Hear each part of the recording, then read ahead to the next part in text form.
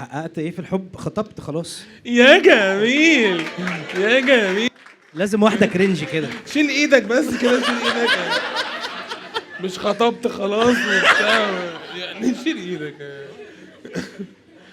ده اللي انت حققته؟ بصراحه كان بعد شقاء وعناء يعني.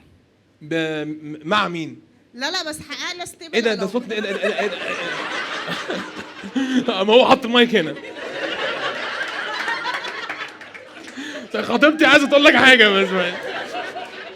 انا هقول لك، انا جاي لك من كنت في 10 سنين علاقه وفركشت، وبعد كده دخلت 3 سنين علاقه وفركشت، وبعد كده خطبت. انت عندك كام سنه؟ 30.